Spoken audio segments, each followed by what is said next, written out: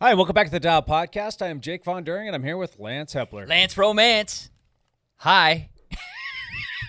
Hi, Lance. Hi. To his right, Evan Price. Ladies and gentlemen of the interwebs, I have to do that because none of us are drinking anything, so I can't even ask what are we drinking. Do we have sparklings in there? Lance, can I'll you get grab some. some drinks? Yep. Thank you. I looked for some, Evan, and they're Are gone. they out? Yeah. Oh, no. Where did they go, Evan? I usually am the culprit. I'm usually the culprit, but I think last week I actually did not steal as many as I typically do. I got some in the van. You want me to get some out of the van? Actually, yes. In the river down by the van. He already did his intro, so that's good. We'll just lock the door. It's just going to be me and Jake today. Nice. As Lance literally left the room, and he's outside He has now, actually left the room. digging Yes. through his van. Cool. Ladies and gentlemen of the internet. Yeah. Let's do some backpedaling. You raced last week, Yeah. and you had a good time. And Yes. I think, well, it wasn't last week. It was yesterday. It was yesterday. Oh, my God. Yeah, I was about to agree with you. It felt like last week already. Yeah, it kind of was last week. Yeah. What happened? How'd it go? It was a blast. So this was Jake's second race, getting to be there with the dialed van and dialed tent, which has been awesome. We had at the duathlon a couple weeks ago, which I did not race, but just hung out the whole time and got to cheer everybody on. Well, we had probably 10 or 12 people, I think. About that, yeah. And then 10 or 12 again this time. So it's actually might have a little bit more. I think we had 13 or 13 or 14, yeah. somewhere in there. So thank Yeah. you, Lance. Ooh, LaCroix too. Which is just awesome. And it's I mean, cold. Right out Oh of the yeah, fridge. this is chilly. Ooh, I like that. The lime. Sweet. But yeah, it's just exciting to see that much orange out there and just everybody out racing again. I mean, it's been so because we did duathlons before, but this was the first local triathlon. Right. Yeah. I think since I might be wrong, but I'm pretty sure since 2019. I think you're correct. I'm almost positive on that this was the first inside of Vancouver, Portland area triathlon since 2019. So a little funny tidbit. Like I brought out the team tents and I brought out the team bike racks and all that other stuff, and I had to drive down to meet Chris Weirman to get those and whatnot. Yeah. They've been sitting in his barn since November of 2019. There you go. That was They hadn't been used since the last cyclocross race, or at least Yep. one of the tents, because I had the other one. But long story short, they still had cyclocross all over them. That's They were still hilarious. muddy. a little dirty. Well, Yeah. But they're all good. Nationals in Tacoma was muddy and nasty for There you several go. days. Well, Was all that? Oh, I guess it was up there for that, huh? Yep. Okay, Yep. Well, I remember that, and that seems like forever ago right now. Yeah. Absolutely. So just being able to see the tents out there, see a transition zone, have to put on a wetsuit for a local race again. Luckily for me, the race is at Frenchman's Bar, which is literally a bike ride from my house. So Yeah. Josh came over in the morning, Cassie drove the car down, and me and Josh rode our bikes for our warm-up to the race, which was awesome. And had a blast. It was, local racing here, as I've gotten some messages over last week, it just got fast. We got some very, very fast times at this race, and I lost, but I am fine. It was, don't get me wrong, I am obsessed with winning. I am very mad that Are you I defending champion? Of the PDX Tri, no, Josh is because there was a virtual race. Okay. So we joked All right. that Josh was the virtual champion. He was virtually the champion. the last in-person winner was a guy from Everyman Jack. I remember standing there taking pictures. Devin of that. Folk, I think. Yep. There you go. Yep. Who I'll tell you what though, if Ben Snodgrass is fast and Devin Volk are fast, but if both of them had been there on Ben did not race. No. Ben Yeah. Ben did not race. That would have been. I think Ben's recovering from some injuries and getting back to it now. Ben biking very well though, but that would have been even a faster race. I mean, it was very, very, very fast. The guy who won is a 21-year-old named Andy Kruger, who used to be on the Strive Triathlon team, which is a juniors team that operates out of the West Coast, or did.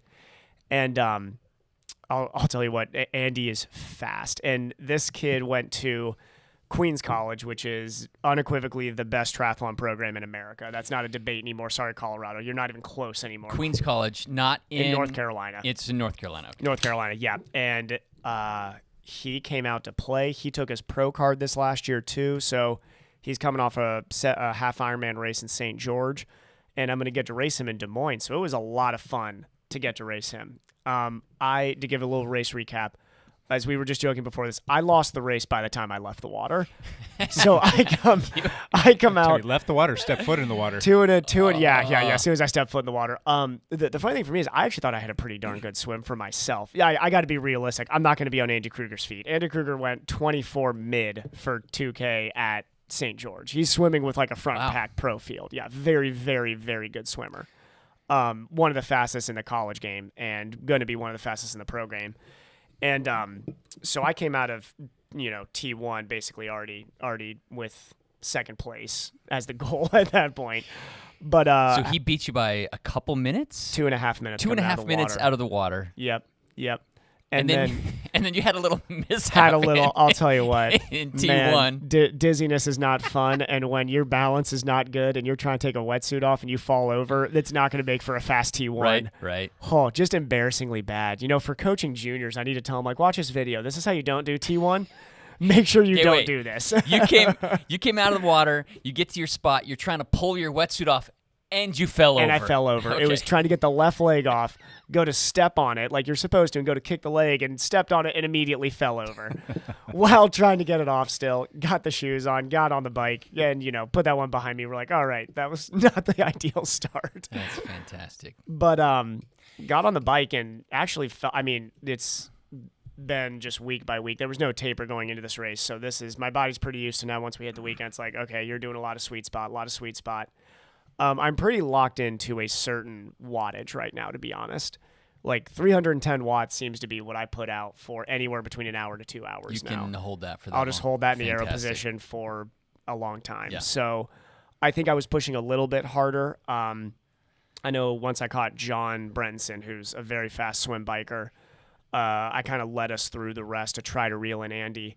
And in our heads, to me and John, I didn't think we were making up any time to Andy, but apparently we made up about a minute to him. So I put about a minute into Andy through the bike. And then actually it would have been like closer to 45, 50 seconds, I think. We had basically an even T2, and then he had a great run, and I was only able to put in maybe 30 seconds into him on the run. So you did outbike him, outran him, but and lost it in the water. But you could not make up the 3 minutes that you came out of Bike T2. and run for show, swim for dough, apparently. I didn't know that I had no idea that's how the saying went, but apparently that's how the saying goes. So, but yeah, it was a super nice kid. He's like 21. God, he's so young and already fast. So I'll be racing him in Des Moines in 2 weeks. I hope that and everybody's going to laugh hearing this because I'm the youngest person on this. I hope my old man strength gets me to where I can run him down towards the end of that race. I'm planning on trying to be the hunter all day, because I know that I'm not the hunter in the water, so I need to get off and have a good bike run and hopefully land in the pro field where I hope I can. And Cassie need to get having some kids, get those dad watts rolling. I know, Those right? dad watts rolling. I need that extra 10 watts. I for sure need that right now. Oh my gosh. Nate Scott and I are working on a song called Dad Watts right now. That's awesome. We were singing it as we were going in the flogging Yeah. ride this past week. It was pretty funny. Yeah.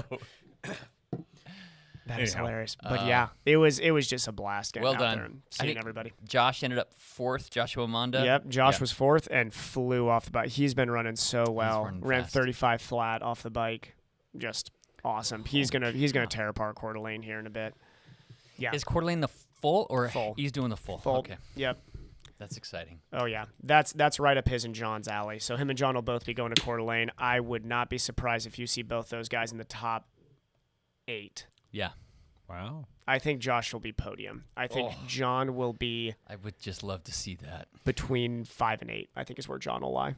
For those keeping notes at home and want to know what's going on in the world of Evan Price Pro Triathlete, what does the rest of the season look like for you? What are some of the things still on the calendar for you? Yeah, so I'm gonna race Des Moines in 2 weeks, which is really my prime A race for the entire 2020-2021 season. That is a half, a 70.3. Okay. Yep, 2K swim, 56-mile bike, and a half marathon run. So How you liking that? I like the course. It needs to be wetsuit legal. If it's not, that's okay, but I will be slower in the water then. And the bike is rolling, which I like. I like a little bit, I like some elevation gain in there. And the run is pretty flat, so I'm very excited about that. And it's a very long straightaway type run. So it's not like Galveston where we're turning every half mile. It's going to be very, very flat. And I just got a message from a guy I'll be racing named Tyson Weiland, who is a absolute stud on the run, and I'll be racing there. And he was saying, he's like, yeah, there's going to be some guys there looking to roll on the run. So hopefully I come off with a couple of those guys, and we're just going to we're going to go for broke. If I end up having to walk at some point, that's fine because This is there's your A race, you bury yourself. A race and you bury yourself, and I got very few chances in my life to go as fast as I, in my head, would like to go one day, and this is going to be one of those chances. So. You go full Alistair Brownlee and just run yourself if you do it until great, you if pass you blow out. yourself up. There you go. At least you said you blew yourself up. So. Are there any big names there that you can share with us? Yeah, I think a couple. Rudy Von Berg was on the start list, but he's not going to be there. Matt Hansen, I think, is injured, so he's not going to be there. Sam Appleton will be there, who's very fast. And there's a couple other names. Sam Appleton's the big one I'm remembering. I'll remember a few others. And then there's it's a huge start list, and there's a lot of mid-pack guys. Yeah. Which I love. I love looking at the list and being this is not a world championship field there. It's not 20 guys who are all going to be going and racing in Kona and, ITU World Championships. It's a bunch of guys that are kind of quick, but not that fast. Yeah. So it's going to be a good field to race against, definitely. 50, 60 guys. That's exciting. A lot of guys. Yeah. It'll be exciting. Wasn't there was a half Ironman in Hawaii on the Big Island? There was, yeah. Yes. I think I only knew that because I have a... Lisa Worms raced there. Oh, she did? Mm-hmm. She went out. That's nice. I know. Yep. There's a guy that I'm buddies with on Strava that he's 55, and he won the 55 age group. Oh, nice. Mark Pietro Fessa, I think. Good for him, because that was a competitive amateur field, because I think that race has Kona qualifying slots, actually. He got a slot. Nice, yeah. That's one of the few half Ironmans that has Kona slots. It might have been one slot for his. But, I think it was, but yeah. he won it. He went That's awesome. 4:56. He's 55 years old. That's moving. He went 4:56. That's becoming people's goals now, is how long can you stay under 5?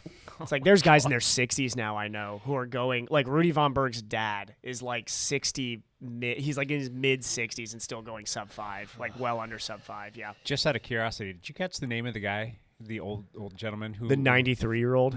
Yesterday was his birthday. He turned 94 yesterday. I have no idea who he is, but he's 94. He was out there racing? Doing a triathlon. Was it the try or the do? 94. That's a great question. It was one of the two. But either way, 94. Yeah. And he's like, I may not have beat anyone, but I sure outlived everyone else. Yeah. Something along those lines. There was also one of the fastest swims of the day. I think she was either the second or third overall swim. We're including men and women. I think she was 60. What? And she came swimming by Cassie. She was 24 mid. She outswam me by 20 seconds. Oh, wow. 60-year-old woman. 60. That woman could. Oh, my gosh. Yeah. That woman could smoke most triathletes, period. That's amazing. Wow. That's pretty good showing. Yeah. It was we got a lot of fast local racing, which is just awesome to see. How about you, Hep? My week sucked. We don't need to talk about it. I had a rough week. Last week I did talk about that I was going to go to Mount Tabor and race my road bike. And it was a very short race. Mount Tabor, super happy to have road racing back in the Portland area. Sure. Mount Tabor is it's more like a crit, but with a hill in it. The course is 1.3 miles long. Yeah. And my race was actually only 5 laps, so literally 17-minute race. And I raced the 50-plus field. I had a couple teammates in there that I was trying to do some work for. I got dropped on lap 3. And then consequently thought, okay, I suck at road racing. I'm never racing my road bike again. Why am I even on this bike? Well, when was the last time you road raced? It's been a couple years. It's been years. Yeah. Wow. I know. For everybody, yeah. But if I was jumping a cross race, I'd be dropping out the back in 2 seconds. There's kind of a longer climb in it. It's like a climb and a descent, and a climb and a descent. That's what the whole course is. You would be great at it, Jake. Yeah. Anyway. I had 10 seconds of bad decision making, and I lost contact, and that was it. Yeah. Boom. I mean, it's a 17-minute race. It was a 17-minute race. Well, part of it is that in the 50-plus, you guys were the only ones running a race that slow, but the premise is they want you guys to stick around and do the 40-plus race as well. Correct. Right? It's an hour later, and you can recover enough to do the 40-plus race. Oh, yeah, the 50-plus race is a warm-up then at that point. You can't crank the engine for 17 minutes like that. Yeah, they run quite a few races, too, so they have to squeeze all that in. And I just don't understand why, though, they don't maybe take a lap away from everybody and build you guys up a little bit more, because if someone's going to stick around, they're going to stick around regardless to do that second race. Yep. 17 minutes, that's just way too short. But it's not my short. race That's to promote. shorter than a crit. Yes. Normally crits, even for my age group, are 35 minutes or 40 minutes. Least. I mean, yeah. Anyway, To each their own. Berkampus did pretty well. Matt Berkampus went out there and raced it. He raced in the 4-5, I think. No, or 5. There was a 5 field and a 4 field. He raced in the 5 field and he took 5th or 6th. That was his first. Yeah, that was his first race. Yes. I know that shocked me once he told me that. And it was a big field. There was like what 40 or 50 people in it. 50 people in that 5 race. That's it was the biggest Watch field out for of Matt. the night. Matt's going to be fast. Yeah. Matt is built like a climber for one, for sure, but rides his bike very fast. So. Shabadoo did good. Yeah, so I was there to work for Shabadoo. Sure. So my plan, good job. him and Hatfield. Yeah, I totally failed. My whole plan was good job, Chris Frim. I was only trying to like cover moves for those two guys. I had no like personal, goals in this race at all, other than to help Hatfield and Hannell, and I blew it. You've raced like 100 times already this year. I think it's okay to blow it every once in a while. I've raced 17 times this year already, and a lot of it was on a mountain bike. So. Yep. So I just blew it. But Shabadoo took 3rd, and I think Hatfield was 6th. So they did well. I'm the only reason that Chris Hannell, Dr. Shabadoo, the only reason he lost the race is because he miscounted laps. He thought there was one more lap to go.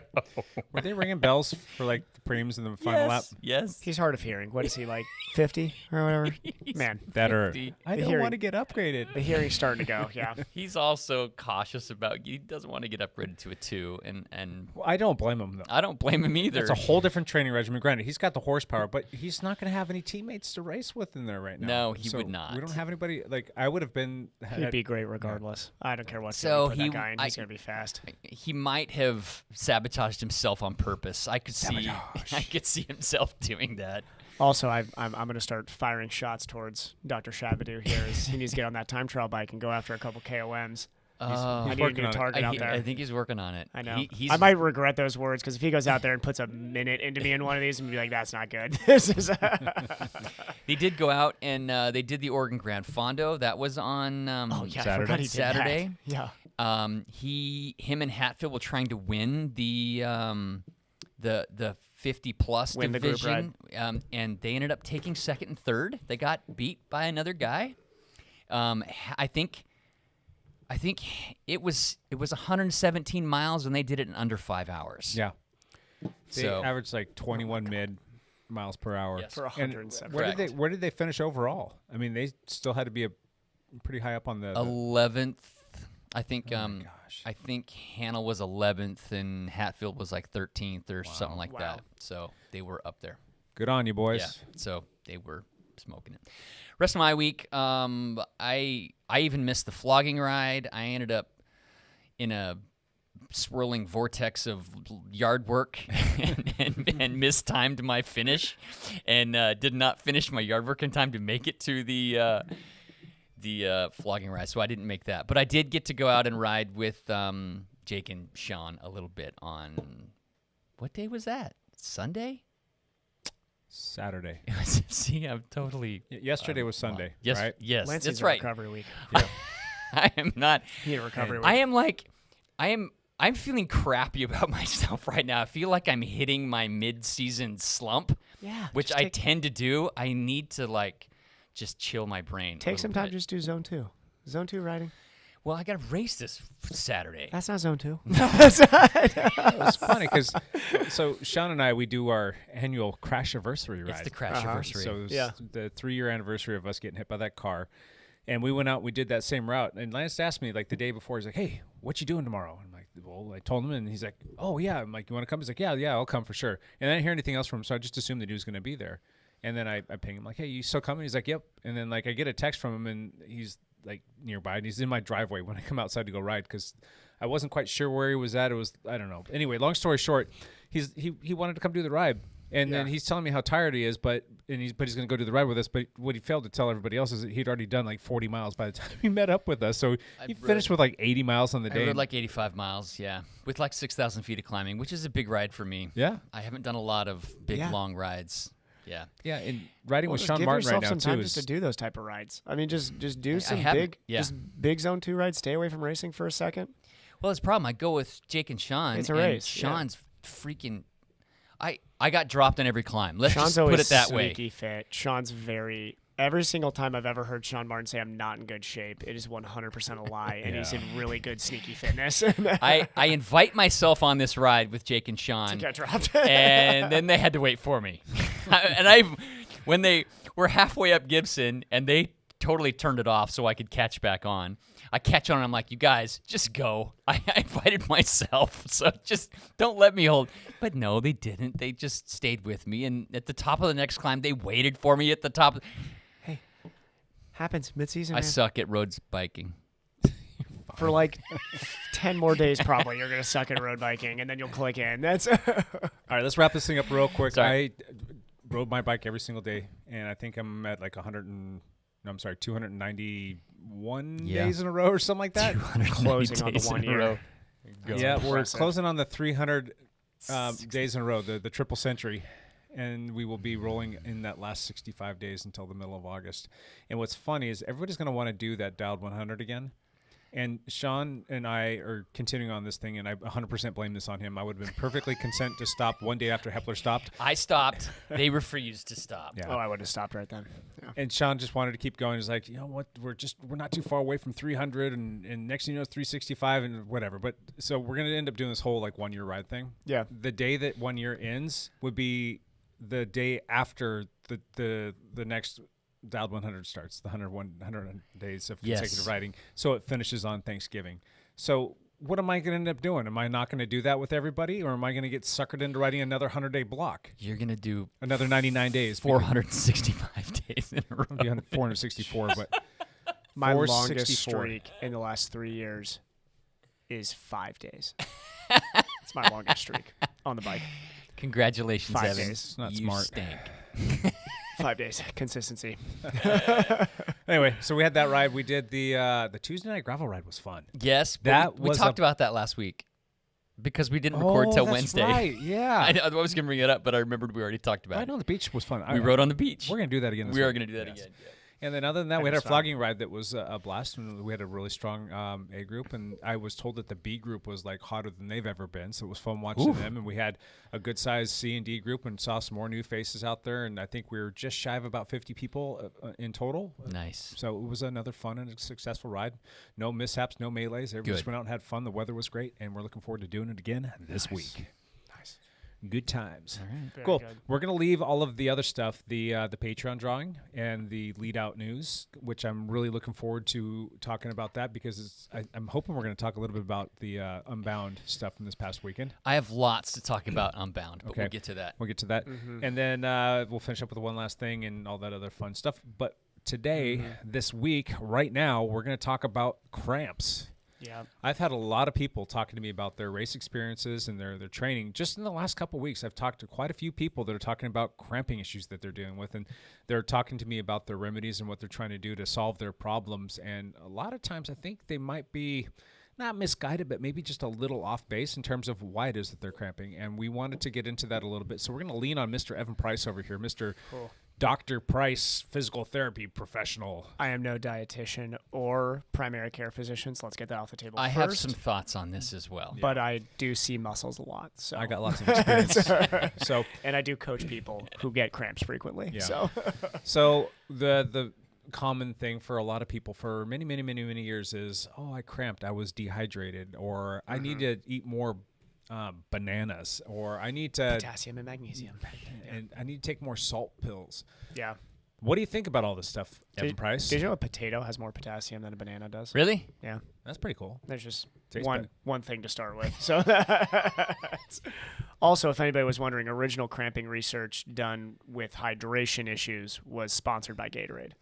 So anybody who So- says I need to drink more and hydrate more, just know that all of that information Okay. you're getting from I'm gonna is sponsored research. I'm gonna ask you some questions, Evan. Yeah. Because from what I understand in my own research, Yeah. there aren't exactly sure what the mechanism is that causes cramping. You are right. Yes. It's a Okay. It can be a multitude of Multitude. things. So Yes. there's there are multiple answers. So from- that's the first thing. Is right. if anybody ever tells you hey, I'm doing this one thing because I heard somebody say this is the primary reason of my cramps, you already need to say that's probably wrong because there's multiple reasons. There's 4 main reasons that I can think of that people tend to cramp. One is dehydration. Mm-hmm. That's what everybody thinks right off the bat. Yep. I'm cramping because I didn't drink enough. The next is fatigue. Yeah. Your muscle is just A specific type of fatigue, though, which we will talk about. Okay. Yeah. The third would be, I'm going to say undertraining. yes. Okay. That's not everybody's case, but in some cases, Undertraining? Undertraining. And the fourth is Underexposure, I'll say. Yeah. The fourth reason for cramping could be neurological issues. Yes, absolutely. Or just nerve issues. Period. Right. Yep. Is that? Am I on the right Ooh, track? that's really good. I like those 4. Yeah. Okay. I'd put sleep and recovery into there too, but that's. Yeah, I would say 5. Sleep and recovery, I think, goes into there too. Let's run around the table. When was the last time you dealt with cramps while in mid-competition or training? I mean, like, I've dealt with a couple the last 2 blocks of training where it's like once on a Saturday, be getting a little bit. But the last time I had any actual issues with cramping, like real cramping issues, was actually at it was at St. George in 18. Hot. Yeah, and that more, when I talk about cramps, I bring up that specific situation because I know that I had the wrong ideas in my head as to why that happened. And the way that I shifted my training, I think, cured a lot of that for me. But that's not the same for everybody. So when I say, like, hey, this worked for me, that's an N of 1. That's a study size of 1. Yeah. Jake's situation's different. I think Jake is somebody, just from his history, knowing how his training goes, how dedicated, at least in the time I've known Jake, he has been to diet and making sure that, like, his hydration's not terrible, and that sleep recovery, I think, goes into Jake's issues too. But I do think there are certain types of athletes that are more genetically predisposed to being exposed to cramping. Mm-hmm. Here's something that is not well researched. I do think it's more muscle-bound athletes. I think it's generally more mesomorphic builds versus more interesting ectomorphic builds, which would be me. Yeah, I would agree with that. Purely because your muscles require more magnesium, potassium, all these things that we talk about than mine do. I mean, I have smaller muscle girth. That's a simple equation. I do think if you're putting out higher watt efforts over and over again, which I'm not capable of, you're going to be more predisposed to cramps. Yep. Because we're talking about issues peripherally at the muscle. If that muscle has to produce more force frequently, you're going to walk that line finer. Yeah. Definitely. Guys like Nate Scott, I think, is a great example too of that. Mike Guyvan. You're thinking, I mean, Mike, Jake, and Nate are the 3 better cyclists on our team that I know have this issue. Yeah. What do all 3 of them have in common? A lot of muscle on their legs. Muscle. Ton of muscle on their legs. Yeah. So what I do think gets way over, and here's the thing with whenever we're talking about people trying to drive that it's purely a nutritional or diet or hydration issue, is that's usually for some companies financial gain. Correct. When you're like, I'm not going to say any specific company because I all think that this is very important stuff to consider too, but like if X company says, hey, we have found the perfect formula for you not to cramp.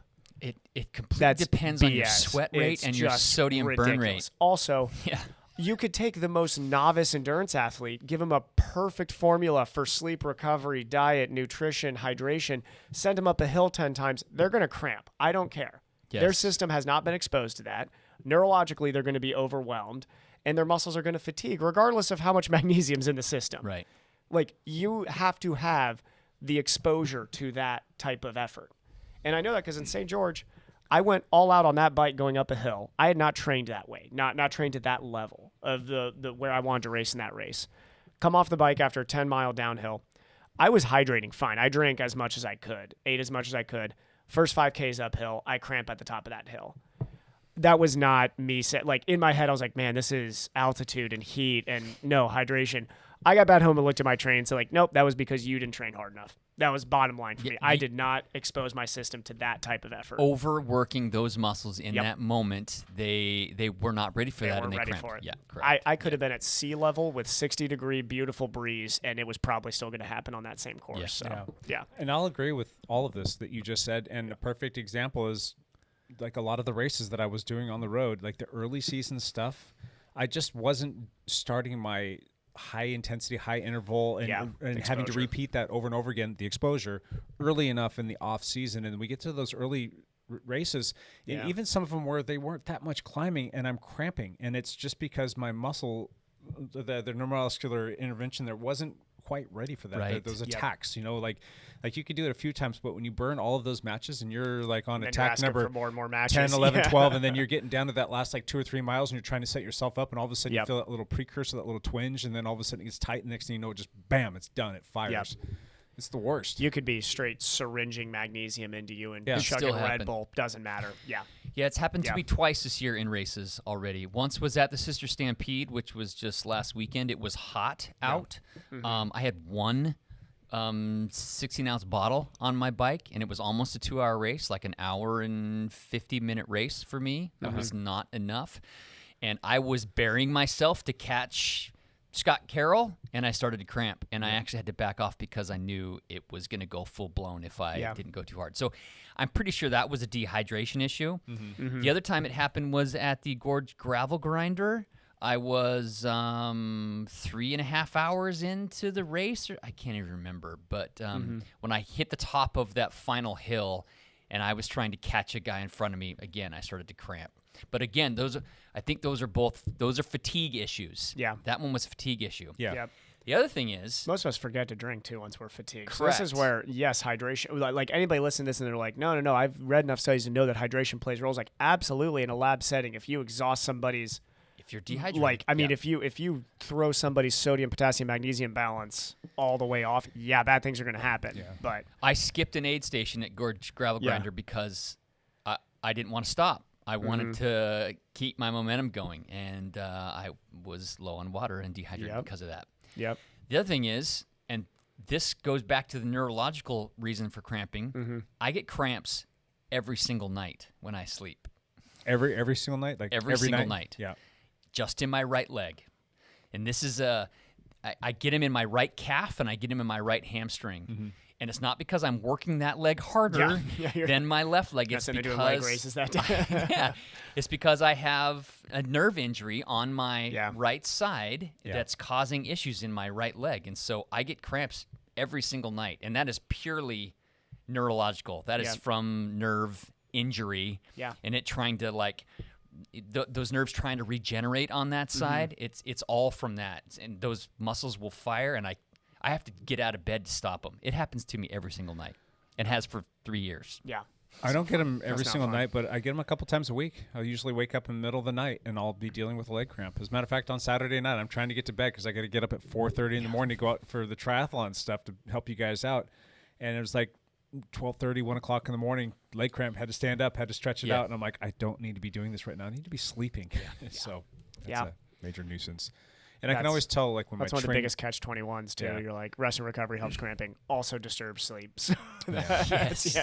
And I notice when I increase my training volumes, it will be more frequent. You start to feel it more. And I had it Friday night as well, and that was after doing the fog hat ride. That's a social slow ride. Super easy, chill. And it's just because my volume is up, and that's my body's way of saying, hey, your Reaching. volume is up. We're going to... closing in on capacity. Exactly. Yep. So, Yeah, mine isn't from volume. It's from nerve injury. yeah. Yep. Yeah.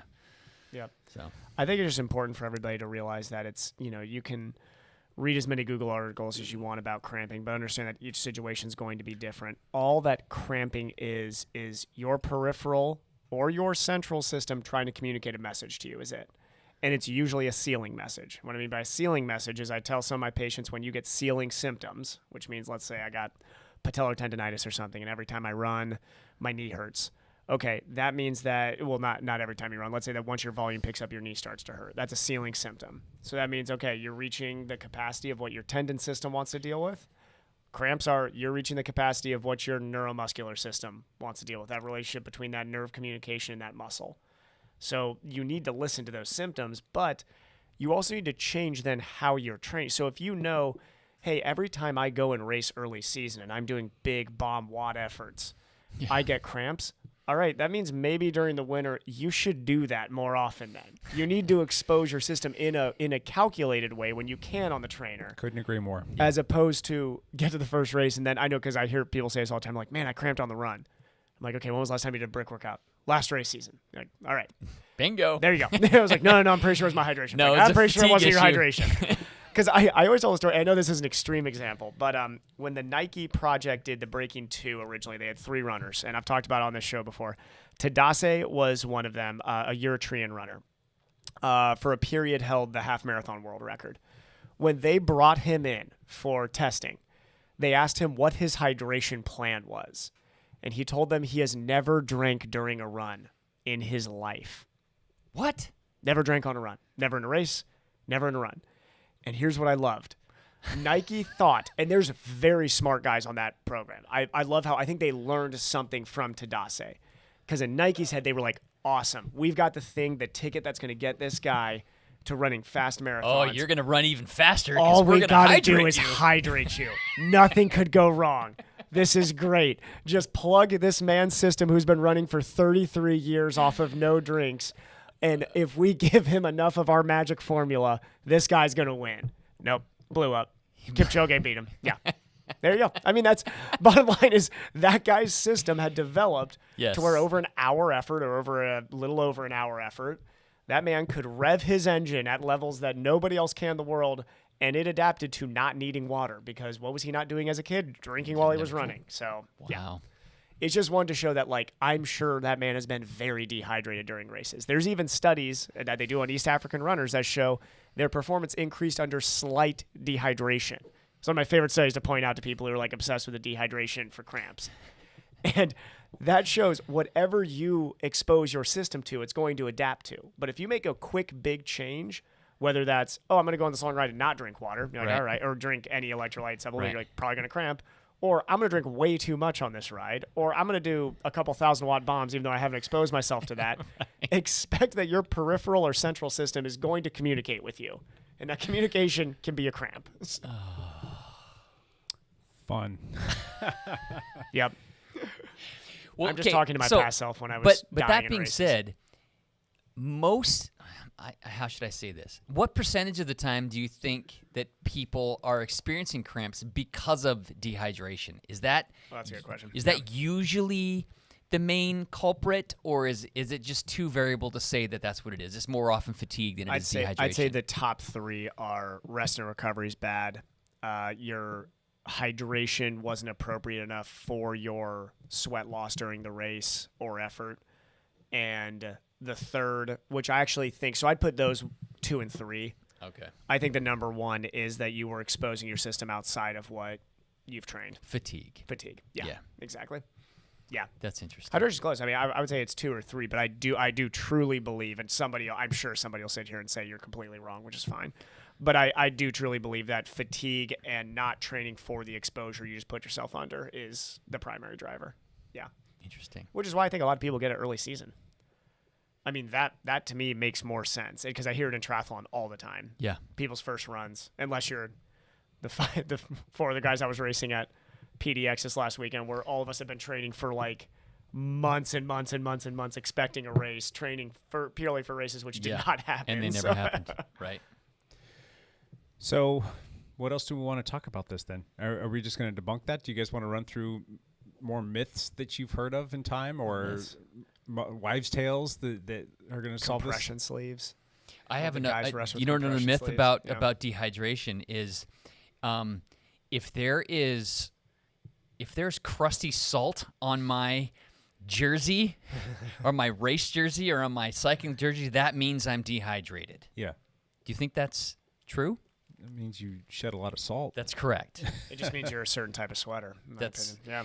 So it's pretty common in drier climates that you're gonna have salt or crusty stuff on your jersey if you do a ride for more than an hour. Period. It's also because in drier conditions, the water will leave quicker. It evaporates quicker. It evaporates quicker, so you leave the salt. Yeah. It does not necessarily mean that you... Human conditions a little bit different. Yes. It doesn't Water's going to necessarily stay on your skin because it's not evaporating as quickly. Yeah. The only difference to that would be if you were doing a triathlon and the swim was in the ocean and you're wearing the same jersey on the bike, you have salt all over. You're going to have salt from the ocean on your jersey. And then you think that you're sweating that all out. It's like, no, that was, Kona. So that could be an issue too. But anytime you're more than a couple hours in drier climates, you're gonna have crusty stuff on your. People have different sweat rates, and people have different sodium levels in their sweat as well, and that's it's not a really easy thing to discover what your sweat rate is. You have to just follow Lionel Sanders' channel. I'm trying to figure that out. My God, that guy's been over the last 4 years been obsessing with Gatorade over his sweat rate. trying to figure it out. Oh, just obsessing over it. You have to weigh yourself before the ride, weigh yourself after the ride, weigh what you would have drank, and weigh what you would have peed out. Yep. And then the difference to all that is what your sweat rate is. It's really complicated. And then figuring out the sodium would take a lab situation. It has to be a lab situation to figure out. Some people, and I don't know. I think there's too many. I always think whenever you're taking one athlete and doing one day of training and trying to extrapolate numbers out over a long period of time, the amount of variables you have to think about going into that. Yeah. It's like, okay, where's their fitness right now? How'd they sleep last night? Right. How'd they sleep this last week? What'd their training look like going into this? What's their mental state right now? What was their motivation? What was the amount of what was the wind conditions? The amount of things you have to consider that, and it just sometimes we get too numbers obsessed. We want an answer. So we want Especially that triathletes. infinite exactly. We want that infinite formula. You ever seen the infinite nutrition where it's like plug in your sweat rates, if you're a salty sweater, if you're this or that, and we'll give you your formula. Everybody thinks they're a salty sweater because they see salt on their jersey. Exactly. And I'm like, here's the bottom line is when your actual baseline research is already quite combative and there's a lot of debate already, how can you be taking that level, then take an experiment on a person that would be highly variable, even at the most generous IRBs. Even though the most generous research boards would call it very, very variable. How can you take that and then say, here's your formula for staying hydrated? Money, obviously. I understand that. It just makes you money because it sounds cool. And people are like, no, I like following science here, and I'm going to make sure that my hydration plan is exactly what science would say. Instead of saying, hey, this is changes in fluid. You need to listen to your body, period. Okay, let me ask you something then. Because this is so variable, what is Evan? What are the pillars? No. What is your hydration plan on the bike? What do you do on the bike? So my hydration plan is not perfectly scientific by any means. It's what I train to. So instead of thinking of chicken or the egg, I decided to go, I'm going to come up with what I think is a reasonable hydration approach. I'm going to train my body to accept that hydration approach. Okay. Instead of the other way around. Does that make sense? Yes. So I train for long blocks going into races so that I can continue to expose my system to this. So for example, on Saturdays, typically Saturdays, I will do some sweet spot efforts. Let's say it's 4 by 15 minutes. It's going to be about a 2-hour, 15-minute bike. I will take in 1 Red Bull and then 2 things of Tailwind with 1 scoop in. 1 scoop per bottle. 1 scoop per bottle. 2 bottles and a Red Bull. So that's 3 drinks basically. You add the Red Bull to your bottles, or you drink it? I just drink beforehand? the Red Bull just while, because these are always on the trainer. I'm always doing erg Oh, mode on gotcha. these. Okay. These are always not always erg mode, but usually erg mode. So you're training your body to be adapted to Red Bull. Are you using Red Bull during races though? Yeah, I use it at the beginning of runs now. I don't use it on the bike. So when you come out of transition, you'll slam some Red Bull? You have one in your I transition. grab it and go. Yeah, except for an Olympic distance, I don't take in. I take in 2 sips on the bike during Olympic distance. Gotcha. So then I will make sure I finish Red Bull before I go on the run. I bring no water on the runs, and I will do 12, 13-mile tempo runs. The reason is without any water or anything. The reason I do that is I want to expose my system to that slight dehydration, because I agree that my body runs a little bit better slightly dehydrated. Slightly. There's a fine line, but yeah. And in a race, you're going to get a chance to take in fluids every 2 miles. Yes. So if I need those fluids, which usually I go for Coke, I will take the Coke. I take the Coke and splash water. I don't try to drink water during a race. I actually like feeling a little thirsty. Now, this is completely my specific plan because I've trained myself to perform under those conditions. If I was in training on Saturdays and this wasn't working anymore, guess what I would do? Adjust the plan. I would say, all right, I need to bring a bottle with me. Josh brings a bottle with him. Works for him. It works for him, yeah. Works for him, absolutely. He's got his cocktail that he uses, and it works perfectly fine for him. I've trained myself to make it 13 miles, without needing a lot of fluids. I take one gel during a race, and that's an emergency. I joke it's an emergency gel. I've even not taken it during races and been fine. It's just funny. You see people that... That's when I started to get mentally foggy. Right. Yeah. And then you take the gel. If you take a gel with some caffeine in it to hopefully focus you a little bit more. Yep. I'll even, this is going to sound funny, I'll hit myself during races to wake myself up a little bit. I get very zoned out during the runs. Like you ever try to have a conversation with a guy running 5:30 pace over off the bike? Talk to Sam Long mid-race. I'm sure he's not going to say anything super profound.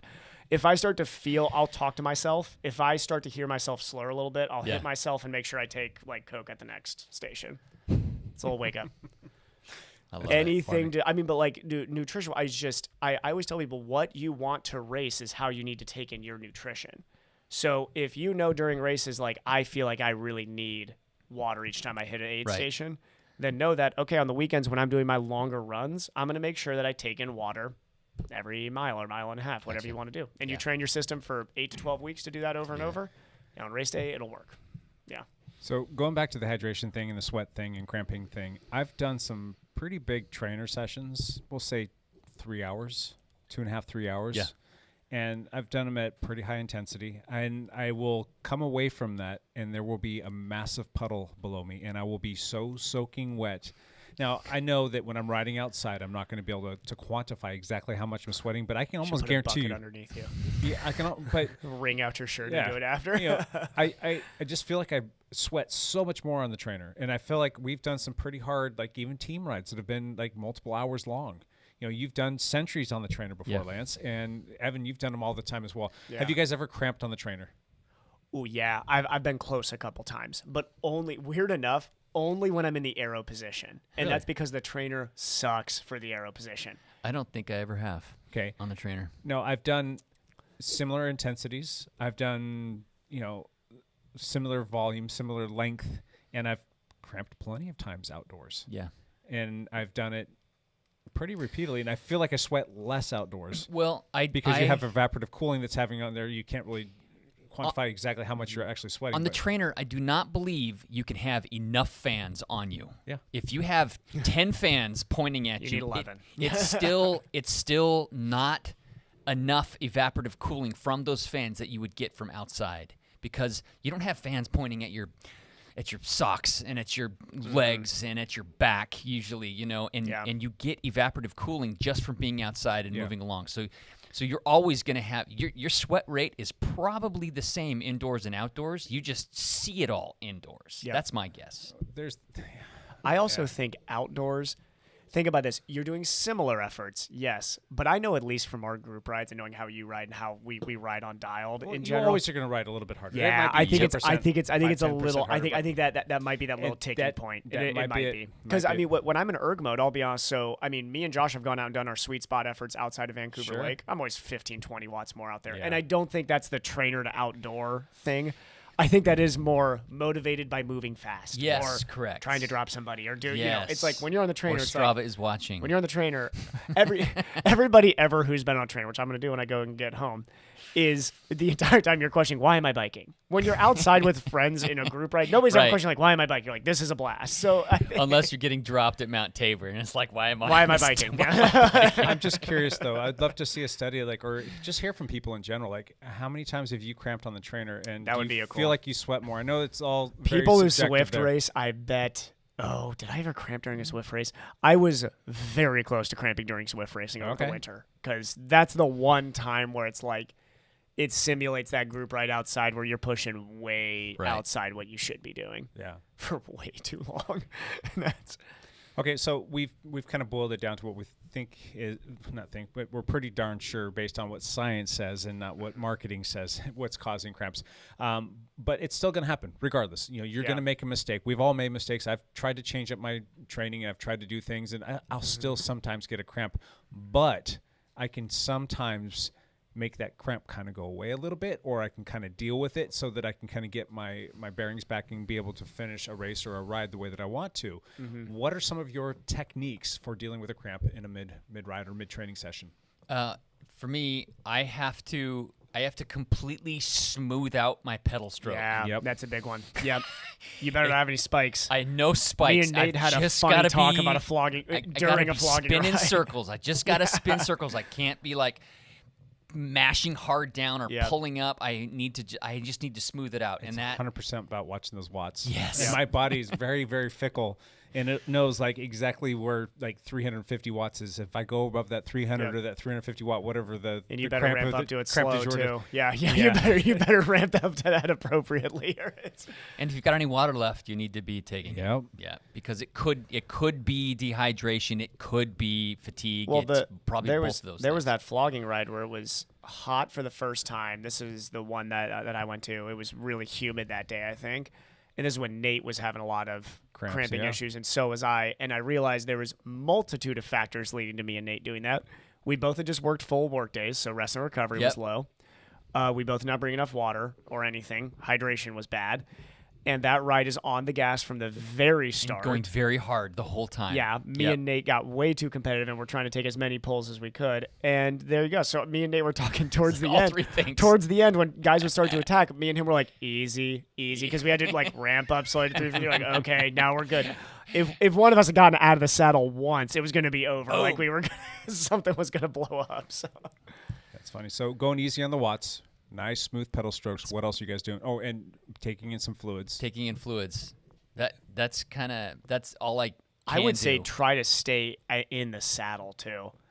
100% agree with you. yeah. I think when you go, because I mean, as soon as you go out of the saddle, the natural progression is to plantar flex, so your calves might go on you. So what happens when your quad slams and then you like back off and then your hamstring slams? Because I've had that happen too. Imagine your God, body's yeah. most desperate way to defend the motion it doesn't want to do gosh. anymore. Yeah. Anytime you're getting jumping cramps, like we're going from muscle group to muscle Have group. you had to stop and get off a bike? Absolutely. That tells me more than anything that your system is actually it's a central issue, which means that this is not peripheral. This isn't like, oh man, the quads are overworked. No, this is like central system telling you whatever effort Something's you're putting wrong. in right now, we're shutting this too down. much. We're shutting this down right now. I did the Grand Hincapie Grand Fondo in Boise a couple years ago, and it was like 95 degrees, and it was like an 85-mile race. Oh God. And I was super dehydrated at the top of this big climb, and I filled up my bottles, and I was so out of it, I left without taking my bottles. I left them sitting, and it was like this 5-mile downhill. And I didn't realize it till I was at the bottom of the hill. And I'm like, oh my gosh, I'm already dehydrated, and now I've left my bottles. I've got nothing. At the top of the next climb, I cramped so bad.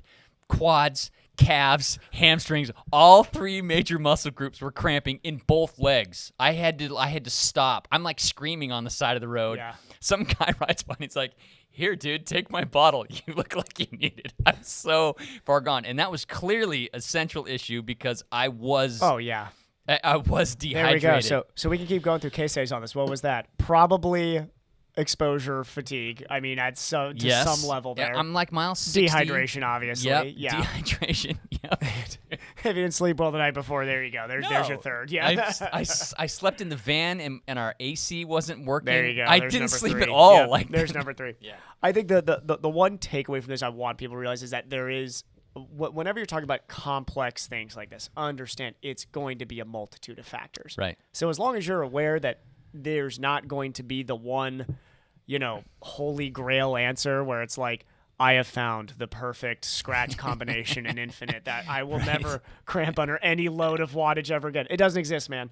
I don't care how much money you just paid for that. You probably just ripped yourself off. So understand that there's a multitude of reasons. And sometimes if you just gradiate your training well, sleep well, and drink a good amount of water and electrolytes without obsessing over it, you're probably going to be okay. So I think it's important to just realize that a nice middle approach is probably going to help you long term. What are we missing, Jake, in preventing the cramps? I don't think we're missing anything preventing. I mean, for me, the biggest thing is just making sure that I'm physically preparing myself and kind of overreaching well before I get to that race, so that when I do get to the race, that it's prehydration, but it's overreaching in the training too, and that's not like a week or two before. That's months before, so that when I get to the race, that race is well within the scope of what my body's capacities are. Right. So that I know that, all right, this is my time period, so I got that part covered, and I know I'm going to burn this many matches during that race. Yeah. And I've maybe we'll say it's 15, and I've been going out and I've been doing training blocks that have 20 in there, so that's within my wheelhouse. Yep. And hopefully there won't be any other external factors that are going to play a part there, whether it be like poor sleep or excessive heat or just something along those lines. I mean, I've had races like where we went out and we did. What was it? The Barton circuit race, the Barton Park circuit race. And I remember doing that race. This was the first time I was out there with our teammate, Michael Myers, who's no longer with us. Just a great guy. And that was one of the very fun races, like one of the first races that I did with him. We're out there doing this, and it was 8 laps. And it was like, a 6 mile and change lap. And there was this climb on it called the wall. Yeah, there was a wall on it. And it was a big kicker, real slight little reprieve, and then another even bigger, steeper kicker, and you just had to go up that thing 8 times at race pace. That's terrible. And it was just like monotony. And the 7th time we went up that, I cramped so bad. And Michael was just done. He fell off the back, and I'm breaking a cramp every single pedal stroke to get to the top of this thing. And I got to the top, and I put my nose down, and I'm like, just keep your watts, manage your watts. And I lost contact with the group. I was probably a good 100, 200 meters behind them, and I just put my nose down. And for whatever reason, on that last lap, they kind of slowed up just a touch because I think there was a little bit of that cat and mouse game going on there. Yeah. I kept my nose down, and I kept the watts under 350 watts and just time trialed. And I made it back to them on the long, slow descent on the backside. And I sat in, and I stretched. I smooth pedaled. Yeah. I drafted. Yeah. And there was one other thing that I do from time to time that seems to help, but that's like a little bit of a percussion on the cramp itself, like almost like hitting it a little bit. Vibratory massage. Exactly. So I'm like kind of like doing light punches with my fist, like on my quads and my calves. And I was just working it out, and I was not attacking anything at all. And we get to that 8th and final time of going up that thing, and I won. Yeah. How scared were you going into that climb that you're like, God, as soon as I got a saddle, this is gonna blow up. I thought I was done. But here's the thing, though, is I still cramped at the top of that. I managed myself. It was the second kicker we went up. I got out of the saddle, and that's the big no-no right there. I'm like, you got that was the only shot I had. I had to get out of the saddle. I had to create gap and some space there. Yeah. And I was pushing so hard, and I was screaming at the top of my lungs because every single time it was breaking a cramp. I just had to get over the top of that, and then somehow convince my legs that you can just hold 350 watts for that last couple hundred meters, but you're not going to be able to out sprint anybody at the very finish. Because you get get to the top crest, it comes down ever so slightly and bends a little bit right, and there's the finish line that's like 100 meters up. And I just needed to create that space, and I managed to do that. And I remember getting back to the car, and I didn't say anything to Michael. He went a different way back than I did. I don't know what it was, but we met up in the car, and he's getting all this stuff. He's putting it in the car, and he thought that he knew I had cramps, and he thought that for sure that I was done, and he had already put all the stuff away. I'm like, I got to go over here now. And he's like, why? I'm like, I got to go do the podium. He's like, podium? He's like, you're on the podium? I'm like, yeah, I won. He's like, what? It's like, you were like in tetany. Your legs were like fully cramped. And yeah, so that worked out well for me, that little percussion thing. And like Lance said, the smooth sailing or smooth pedaling and whatnot. So that was kind of my little fix to that. And I've used that method quite a few times. It's happened to me like just going on long, aggressive team rides with the likes start to feel it. The jokers on our team that like to go long and hard. Yeah. Seriously, yeah. So we got too many of those guys now. Too many. Any other things on the how-to or the solve list? Know your limits, folks. Know your limits. Evan, are you having to step out now? Having to step out, yeah. Got Okay. the kids' class and some stuff. Thank you for your time. No problem. We were going to do a Tour de France, kind of like a little preview. We're going to start like a little 3-week series, I think it is, of just talking about some riders. Is there just a couple names that you want to throw out there, and we'll pick you apart after you leave? I'm going to be so boring here, but I will tell you what. My bet is going to be so safe. It is going to be a battle of the Slovenians, the end. It is going to be Roglic versus Pogačar, and then the battle for third will be one of the most exciting battles for third in the Tour. You think so? Huh? I've got my third pick already. Richie Port. Richie Ford. Okay, yeah. Is it really? Yes, it's Richie Oh Port. my gosh, he's still standing firm on the Dude. fact that he thinks that Richie Port's going to be their Too GC predictable. guy. I love it. Called that a year ago. 2 years ago now, actually. It was 2 years ago. What's your call on Chris Froome, whether he even makes the team? Is he even going to make it to the tour? I love how Chris Froome says, like, okay, I'm not going to win I'm the not tour, gonna win but I'm the still tour. going for tour wins. Like, really, you're going for stage wins, Chris. I'm sorry. Chris Froome deserves respect. Like, that man should be able to retire, and people say, like, he was one of the best GC contenders ever. But the fact that in that man's head he thinks he's going to compete for stage wins is delusional because he's not even close. Yeah, That's funny. he's done. Yeah. Poor Chris. That was so tough to watch in the Criterium. It's tough to watch that guy get dropped off because you know he's been working so hard to try to be there, and it's It's just too much. Yeah. He's too deep of a hole. Tour's fast. I do have another like little dark horsey pick that we're going to talk about. I think 2 stage wins for Americans. That'd be Really? fantastic. Yep. Sepp? Some real I think Either either Sepp Sepp, Lawson Craddock. I Or think Lawson Craddock, Craddock, yeah. or Brandon McNulty has yes, also Oh, McNul- yeah. McNulty has been. McNulty's looking great. Yes. he's been doing There's going to be some Are they young both on EF Americans. still?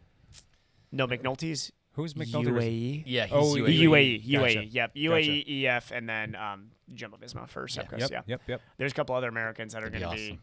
good in there coming up. Yeah. See, we got talking about TDF, and now Evan doesn't want to go. I know. Yeah.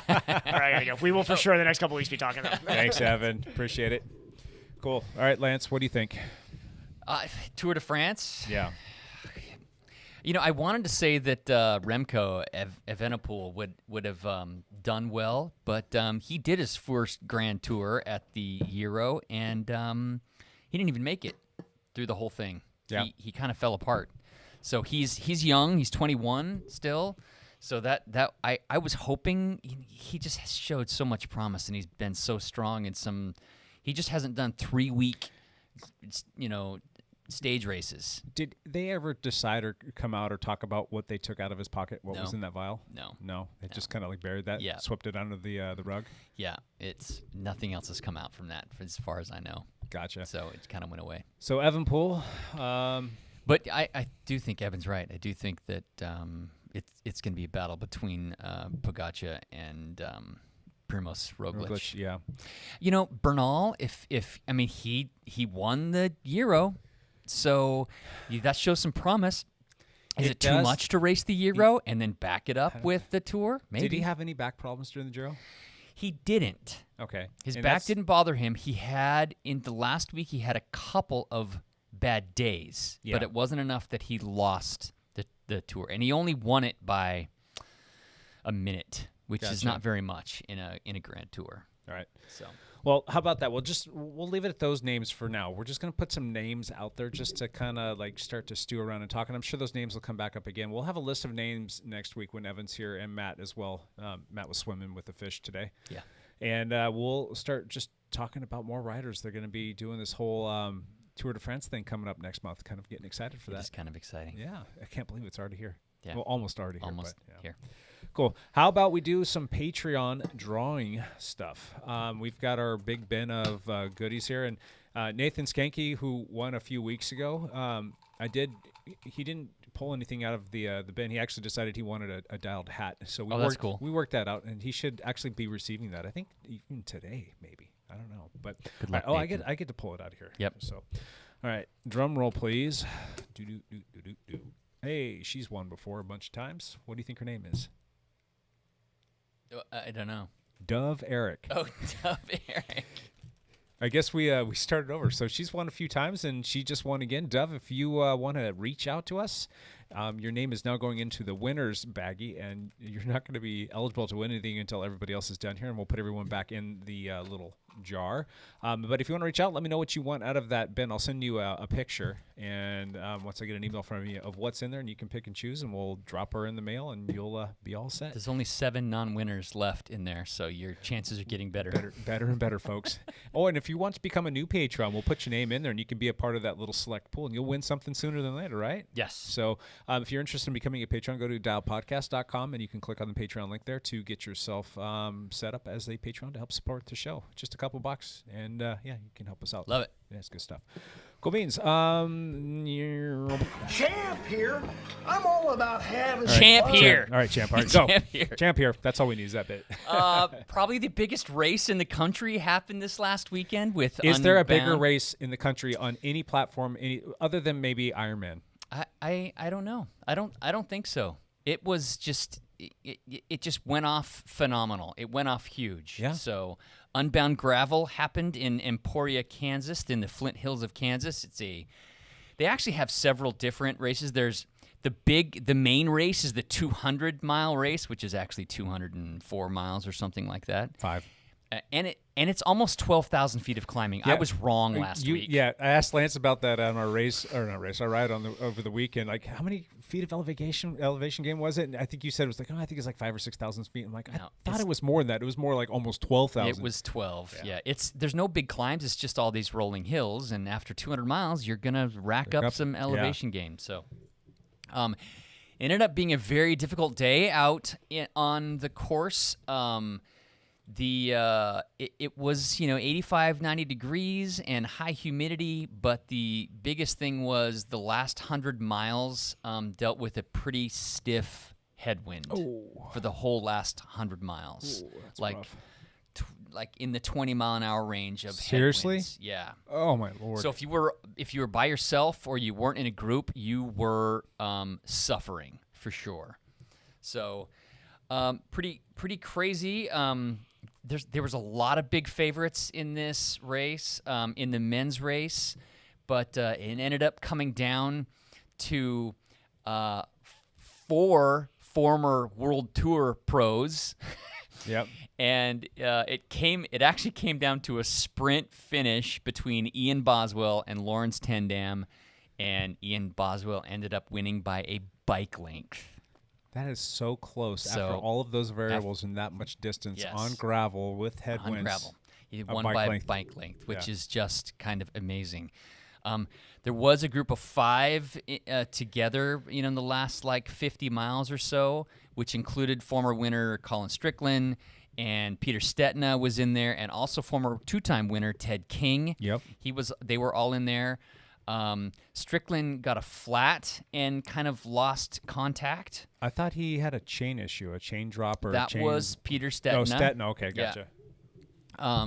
Stetina attacked on one of the final climbs, and near the top of the climb, he had chain suck. Yeah, a little chain issue. And he had to jump off, and it was just enough of a gap that he couldn't pull it back. Yeah. He couldn't pull it back. So him and Ted King finished a minute back from the other 2 guys. They must have really turned it on at the end. They were just trying to kind of bury themselves to get there, which is kind of crazy. Do you think it was them burying themselves as much as it was for them just to try and get rid of those guys? Like, hey, let's work together to make sure that they don't catch back on? I don't know. I don't know, because it was Ted King and Peter Stetina working together. Yeah. And Lawrence Tendam and Ian Boswell working together. They both had a group of 2 that they were kind of trying to work each other, and it was a minute-long gap, which is not that far, but they just kind of held it. So pretty crazy. A lot of other World Tour favorites all kind of crapped out. Quinn Simmons, kind of a controversial figure because he said some anti-racist stuff on Twitter last year, and he got some flack for that. There are a lot of people that did not want to see him win because of that. He races for Trek Segafredo, and he also won the World Championships in the junior race 2 years ago.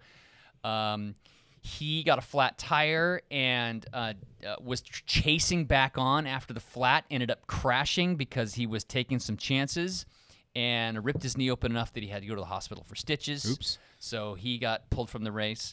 Or he didn't get pulled from the race. He, bailed. Yeah. Payson McKelvin, who we love him on the show. He is a fantastic racer and whatnot, but he was dealing with Giardia symptoms for the whole week beforehand. He ended up on race day feeling actually pretty good, but mile 25, right at the beginning, he dealt with a mechanical issue that I haven't been able to discover what that mechanical issue was, but it held him up by 25 minutes to solve it. enough that he was out of it. And did he finish the race or did he bail? He did finish the race. He still finished. He said that he passed like 675 people. That's how he kept his brain going, by counting the people he was passing as he was trying to catch back on. And he even said, the back half of the race, everybody just loves you. They're like, oh, Payson, go for it. People would stop and say, what can I give you to help you?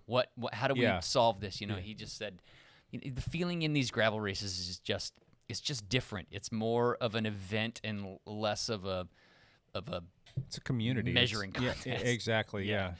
So that was kind of exciting. But all the other World Tour pros that were there all kind of crapped out. How about Dylan Johnson? How did he end up? He ended up 12th. He actually did quite well. Yeah, we were checking results like as the day was going on, and there was a point in time where I saw him. I think he was like 26th or 28th place. So he made up some time. Interestingly enough, 12th was an hour back. Oh wow. So, but 10.5 hour race, you're gonna be. Yeah, I'm sure he'll have a recap video that he'll put up on his station. So I'm really looking forward to hearing that. Like, did he have a mechanical? Did he have some hydration issues? Did he have some food, or was he giving it 100%? And those guys were just that much faster. Right. So he's got a lot of upside. I'm curious to see how he does. So that was all pretty exciting to watch. On the women's side, the race was won by Lauren Di Crescenzo. Am I saying that right? She's a Brazilian athlete. Yep. If you followed on Twitter, Jeff Kabush, he's a former winner, and he's a very vocal Twitter guy. He definitely did not want Di Crescenzo to win because she has some suspension history for positive tests in her history. However, she dealt with a traumatic brain injury on a bike race where she spent, this was 5 years ago, she's still coming back from a very bad traumatic brain injury where she ended up in a rehab facility for 2 months. Oh, wow. So it was significant. And the fact that she was out there racing again, is fantastic. Her suspension history is a long time ago. However, she is being coached by Tom Danielson, and he has a lot of drug history as well. And so there was a lot of Di Crescenzo hate going on in the Twitterverse. Really? I'll just say that. So what do you it's say? a tough situation, too, because, like we've talked about before, these aren't sanctioned races by, governing bodies that are going to go out and test. So that is also correct. She very well could be showing up now. It's just speculative, but it's all speculative. You don't know for sure, but how do you go about the testing procedure here? Yeah, I don't know. There's no sanctioning body. I mean, it would be kind of cool to keep it decentralized, but it would also be really cool if everybody were just to kind of volunteer and step up and say, I'm going to pay for myself to be tested and I'm clean. Right. I mean, I think that would be a good way to go. And if you're going to say, no, I'm not, then you're just going to have that scarlet letter on your chest of I'm refusing to be tested. Well, why? Yeah. Yeah.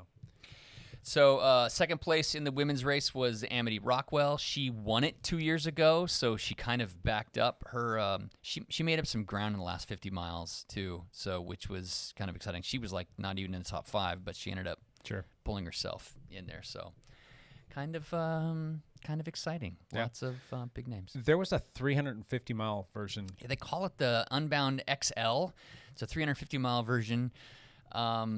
Some dude did it in 22 hours and change. He averaged 15.6 miles an hour for 22 hours. He did not sleep at all. A lot of racers. There was only 20 people that actually finished the XL. Yeah. The 350 miles. But pretty amazing that he did that. The women's XL was won by Lael Wilcox, who is a He's kind of renowned for the legend for ultra cycling. Yeah. Actually, Lael Wilcox was just last month was in Oregon trying to take the fastest known time on the Oregon backcountry route that's held by Stephen Hartzell. Okay. She did not get Hartzell's record. It's like a 400-mile route across backcountry Oh, wow. Backcountry Oregon, maybe 350 miles or something like that. So Leo Wilcox is a hitter, but she was second in that. They also had a 100-mile race and a 50-mile race. I should have gone out there and done the kitty race in the 50 miles. That would have been great. Anyway. So our teammate, Chris Surratt, was Chris there. Surratt went out there. Have you talked with him? I have not talked with him. I wanted to call. I'm like, nah, I don't want to bug him. He's probably just shelled right now. And I'm like, text him like, no, I want the full story. I don't want to just go back and forth and test. I'll just wait until he gets back home. So, but you said that he didn't fly there. He drove? He drove. With his wife, right? Yes, with his wife.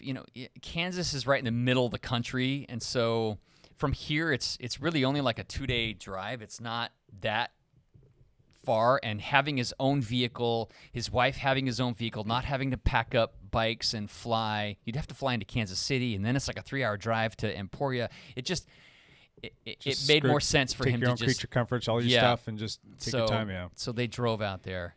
What was his little? So you've got your Strava post here, and it's posted, and it's titled 2021 Unbound Gravel, and he's in the 200-mile version of it. So he did the big one, the big one, or the main one. Yep. And then there's the description underneath.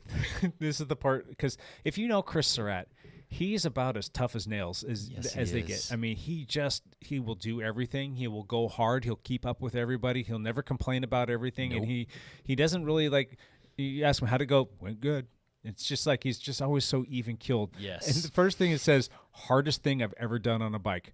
Period. That's it. I mean, if Surratt's saying it's that hard, I'm like, ooh, maybe I don't need to have that on my bucket list. I mean, that's 205.92 miles. It took him 13 hours and 43 minutes, and he did 11,611 feet of climbing. Yeah. The metric that they give you for how hard your relative effort it was, I've seen mine before in like the 300s, maybe a 400 in there. Yeah.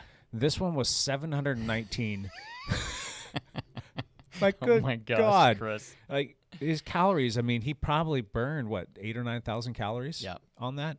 It's just absolutely bonkers. So it's the day was really hard for these mid-packers, or even if they were in Chris was in the front part of the race. Not the front part, but, in the front third of the race. Sure.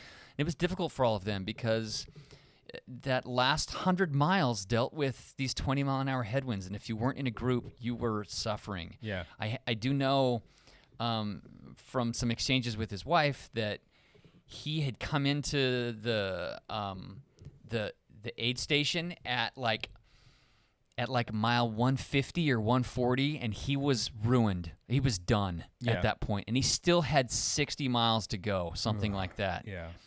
And he took some time in that aid station. He wasn't even sure he was going to get back on his bike to finish it, but he did, and he rolled his leg over that bike and ended up finishing this race. He ended up beating. Once you're out of the race, the next big goal is to beat the sun, to make it to the finish line before the sun goes down. Yeah. And he crossed the finish line 40 seconds before actual sunset. That's awesome.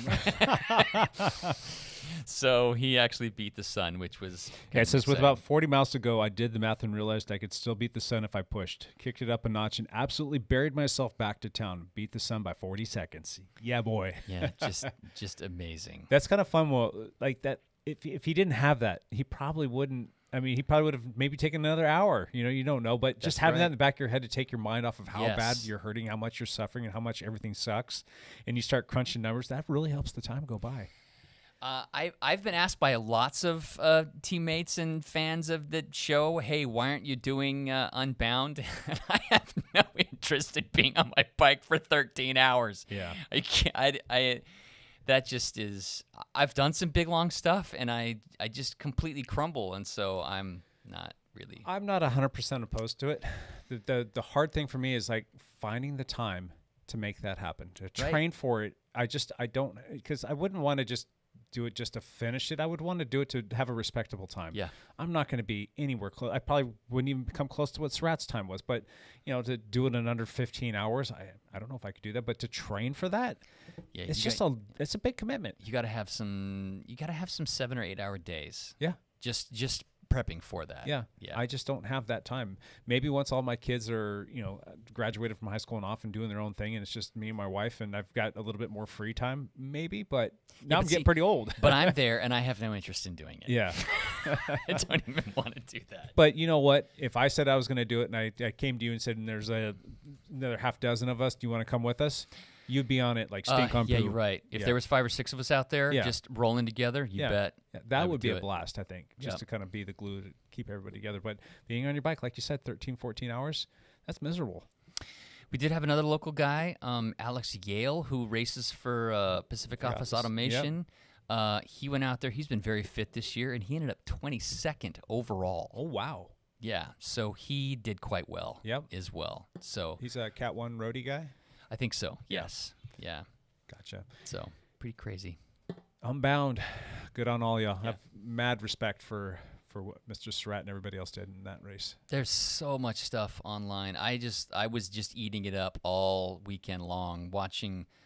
I didn't watch it because it was only on Flow Sports, and you had to pay like $13 a month and sign a year-long thing to do it. And I just saw an email come through from USA Cycling this morning about some sort of a partnership that they just created with Flow Sports to start broadcasting races.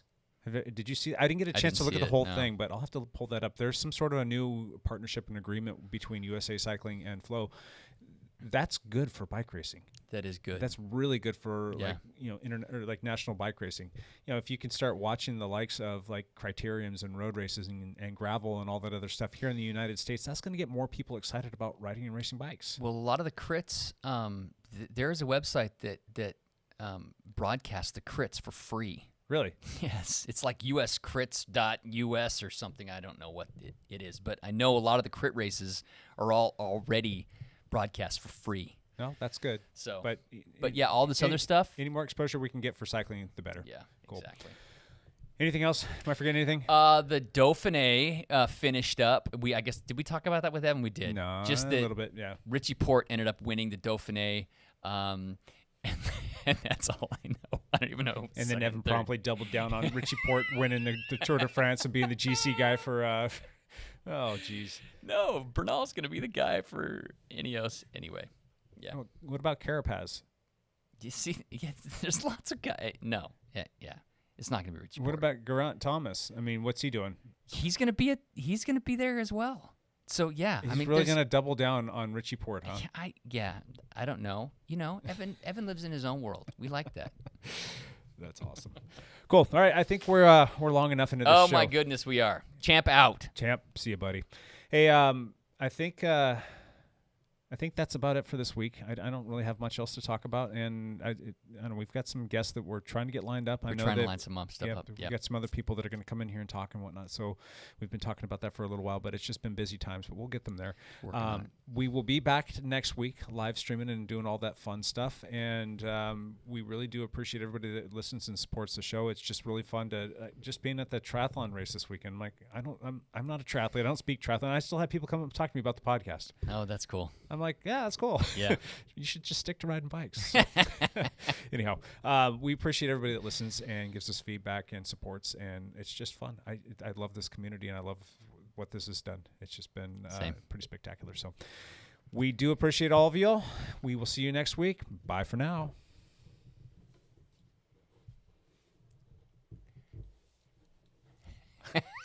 Where's the